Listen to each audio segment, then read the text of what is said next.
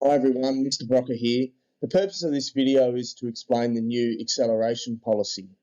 The first slide is the statement of intent for the policy, which really is about maximising learning opportunities for each of you, regardless of your year. Second slide here is just outlines the purpose, which again is touching on the fact that we are really passionate about providing you with every opportunity to challenge yourself as you go through your high school years. This slide relates to current Year 8 students moving into Year 9. If you are a current Year 8 student who is identified as high ability, that means that you're achieving excellent GPA reports, you've got a strong result from your PAT testing, a stay 9 of 6 or above, and you also have teacher recommendation. In Year 9, you will be expected to study at least one pre-VC subject. So when you're selecting your course for next year, you need to ensure that you have at least one pre-VC subject as part of your selections. If you do not wish to study a pre-VC subject, which could be for a number of reasons, you will need to submit an acceleration exemption application form, and you can get that form from your sub-school. That form must be submitted in order for you to be considered not to study at least one pre-VC subject. Something new as well to the acceleration policy is called Massive Open Online Courses, or MOOCs. You may have heard of these. Generally, schools don't offer MOOCs to students, but as a high school, we want to make sure we give you every opportunity to succeed. And MOOCs do offer programs that sometimes schools can't offer. So if you are interested in studying a MOOC, you must submit an application form, again, to the middle sub-school office. And this really should be submitted prior to your course counselling appointment. If you have any question about MOOCs, you can speak to Miss Larkham.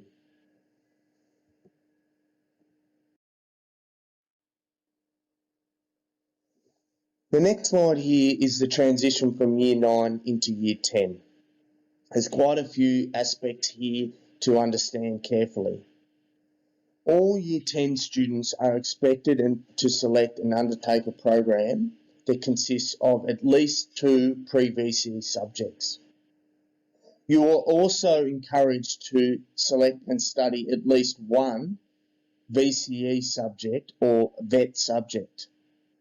Okay, so repeating that, you must have at least 2 pre-VCE subjects, and you are strongly encouraged or recommended to study at least one VCE or VET subject as part of your Year 10 course. Just note that you must be at least 15 years of age to study a VET course. And VET courses do come with a cost, okay, a considerable cost sometimes, so you need to make sure you understand what the costs are for studying a VET subject. If you are a Year 10 student who is categorised as high ability, that means that you are achieving excellent results in Year 9 currently. You have strong GPA reports, you've achieved at least a stay 9.6 in your ACER testing, and you have teacher recommendation. You will be required to study at least one VCE subject or a VET subject as part of your Year 10 program. So that's an expectation that's compulsory. If you are a Year 9 student going into Year 10, you must study a VCE subject if you're considered high ability. All other students are strongly recommended to study a VCE subject, but must study at least 2 pre-VCE subjects. And this is really about providing you with challenge and encouraging you to do your absolute best in your Year 10 year. Also, MOOCs are available as one option in lieu of an elective. So if you are interested in studying a MOOC, okay, there's information within the subject handbook on the relevant page, and you can also speak to the sub-school. You will need to submit a MOOC application form to the sub-school. Miss Larkham is the Curriculum and Pedagogy Leader. She is someone who's good to talk to about MOOCs. For Year 9 students moving into Year 10, there are some exemptions to the acceleration policy. If you are a student under the program for students with a disability, a student with additional learning needs, or extremely low literacy skills, you may be exempt from studying a pre-VCE, VCE or VET subject. If you believe that you are part of that exemption, you can speak to your course counsellor, your sub-school learning leaders, Miss Larkham, okay, or your any of your teachers. For Year 9 into Year 10, there are also acceleration requirements for mathematics. For Mathematical Methods Units 1 and 2, there are specific requirements in order to be eligible to study that subject in Year 10, and you can see those lists of dot points there. For General Mathematics Units 1 and 2, there are also specific entrance requirements, as outlined there on the slide. There's no acceleration for English. And once again there it's mentioned massive open online courses. So there is an opportunity to study a MOOC instead of one of your enhanced subjects. This slide is relevant for Year 10 students moving into Year 11 who will undertake the Excel curriculum program. This consists of either the VCE, VCAL, or a different pathway such as school-based apprenticeship or traineeship, often referred to as an SBAT, or the Head Start program. Year 11 students who have studied a VCE or VET in Year 10 are expected to continue with this accelerated subject.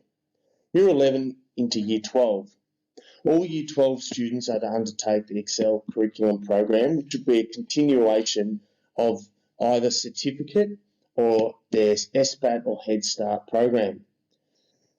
Students who opt to study 5 subjects will be rewarded with the additional 6 subject that contributes to their ATAR score.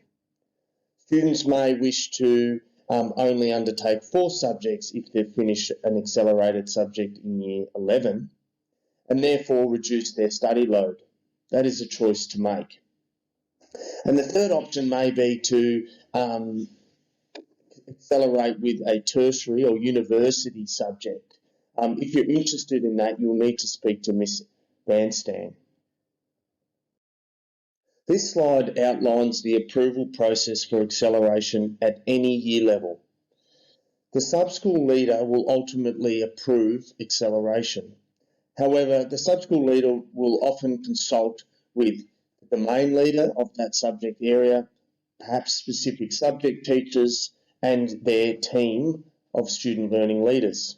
The literacy and numeracy leader may also be consulted. If a student is not granted acceleration, the student may appeal the decision to the Assistant Principal in charge of Curriculum Pedagogy, myself. Students are expected to maintain a high level of performance in their accelerated subject.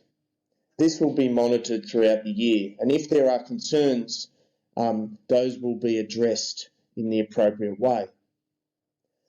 Only in exceptional circumstances will a student be approved to study more than one VCE or VET subject.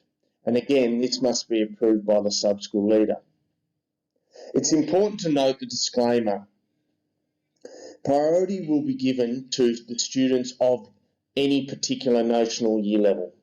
For example, Year 11 students will be given priority for placement into the subjects that they have chosen over a Year 10 student who wishes to accelerate into a specific subject.